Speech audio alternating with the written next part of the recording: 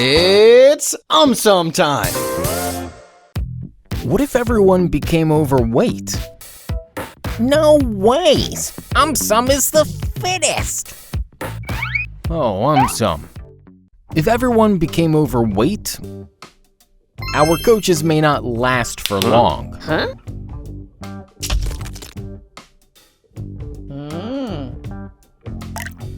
Cooking will not be an easy task anymore. Hotel owners may start earning a lot of money. Gym owners may also start earning a lot of money. We may need bigger doors. Restaurants may get full. Playgrounds may get empty. Our old clothes may not fit us anymore.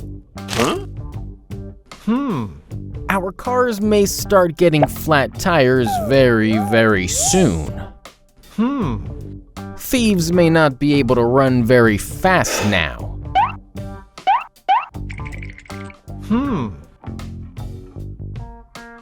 Even aliens may start experimenting on themselves to get overweight.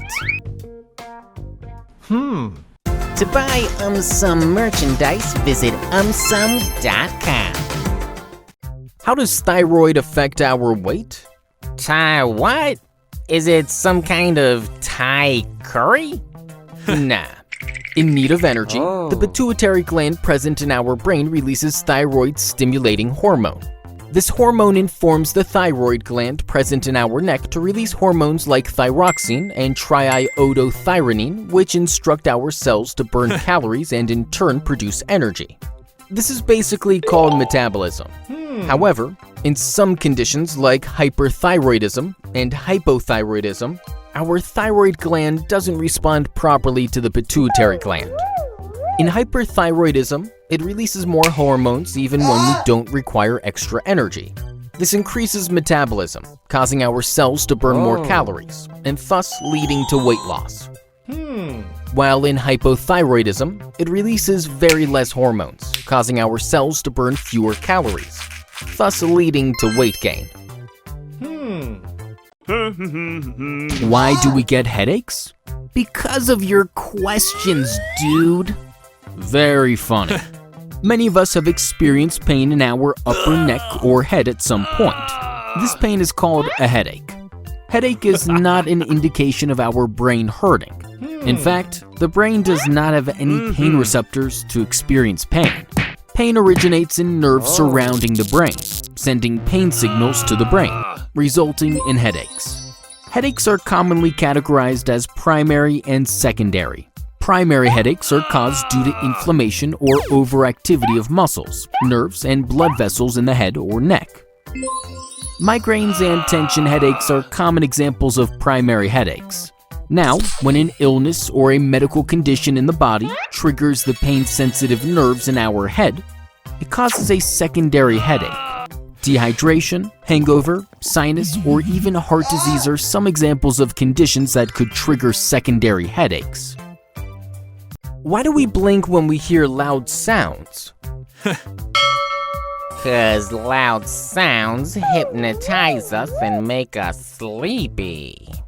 Oh, you lazy. The blinking response to a sudden loud noise is scientifically termed as the acoustic startle reflex eye blink. It is a protective mechanism we have developed due to evolution. In ancient times, we were very vulnerable to attacks, and many a time the loud sound meant that we were either being attacked or injured by a falling rock. Now, our eyes being extremely sensitive, they needed protection first. Hence, whenever an intense noise suddenly reaches our ears, within 3 to 8 milliseconds, a cluster of giant neurons called caudal pontine reticular nucleus gets activated, which eventually activates motoneurons in our brainstem. These motoneurons inform the facial nerves and muscles to close our eyes tightly, thus preventing them from any kind of harm. Hence, it is our natural reflex to blink in response to a loud bang.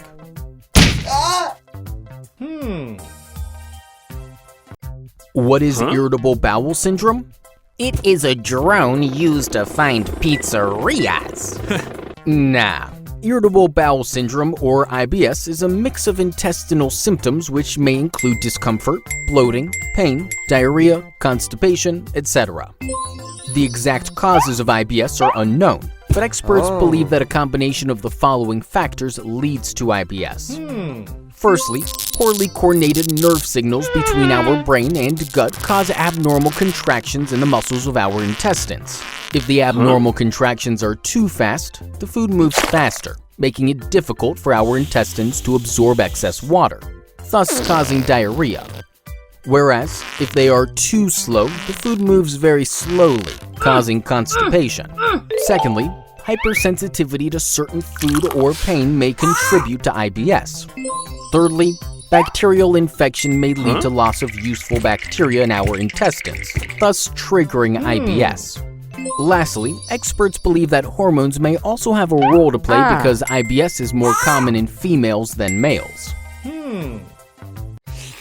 How does stress affect our brain? Just like lollipops affect my tongue. Oh, listen. It turns out that short-term stress is actually a good thing. When we get stressed, the fear center of our brain called amygdala activates the hypothalamus pituitary adrenal axis. This is our central stress system which releases hormones and prepares our body for fight or flight. However, chronic stress can have negative effects on our brain. How? Synapses are connections between neurons in the brain which help process and recollect information. Now, one of the hormones released during stress is cortisol. It is believed that high level of cortisol leads to gradual loss in synapses. Secondly, prefrontal cortex is associated with social behavior, decision-making, etc. Too much cortisol can shrink our prefrontal cortex, thus decreasing our ability to interact and make judgments. Lastly, a study showed that chronic stress may inhibit the growth of neurons in the hippocampus, decreasing our ability to learn and remember. What if all glaciers melted? Then I would go swimming to the North Pole. Stop it, AumSum. It is estimated that glaciers presently occupy about 10% of the world's landmass. Now, if all the glaciers were to suddenly melt, firstly, sea levels around the world would rise by more than 50 meters. So no more beach vacations. Secondly, more land will be covered by water. Hence, home and office prices will skyrocket. Thirdly, it would be cheaper as well as easier to drill oil near the poles. Oil companies would definitely rejoice. Fourthly, new shipping routes will open up. Stocks of cruise companies will definitely go up. Fifthly, old preserved fossils or lost civilizations might be uncovered. Museums might be a happy lot in this case. Lastly, as shown in movies, certain deadly hidden viruses might affect the health of worldwide population. What if we only eat spicy food? Nothing will happen. I eat lollipops every day. Oh, AumSum. Eating moderate amount of spicy food does have some advantages. Firstly, spices definitely increase the flavor of the food we eat. Secondly, some experts believe that capsaicin found in spicy foods helps in weight management by curbing our appetite and speeding up our metabolism. A study also found people to be more satiated after eating spicy food. Thirdly, capsaicin has anti-inflammatory and antimicrobial effects which are good for our body. Disadvantages of eating too much spicy food are, firstly, they can decrease the sensitivity of our taste buds. Secondly, they can cause acid reflux. That is, acids and spices mix with stomach acid and irritate our food pipe lining. Thirdly, they can cause irritation of our gut, leading to diarrhea. Lastly, they can further worsen heartburn, stomach ulcers, and condition of people suffering from irritable bowel syndrome. Are earphones harmful? No, they make us look cool. Oh, listen. When any sound wave enters our ear, it creates vibrations in our eardrum. These vibrations then travel through tiny bones and eventually get transmitted to cochlea. Cochlea is a fluid-filled chamber with tiny hair cells. Now these vibrations move the fluid as well as the hair cells, allowing us to hear. Now, as earphones are very close to our eardrums, continuous loud music causes extreme movement of the hair cells, thus decreasing their sensitivity over time, eventually leading to hearing loss. Now, some solutions. Firstly, we can hear better quality music at a lower volume level with noise-canceling earphones as they remove unwanted background sounds. Secondly, some experts recommend the 60 by 60 rule. One should listen to music at 60% volume for a maximum of 60 minutes. Thirdly, over-the-ear headphones are recommended as they are further away from our eardrums.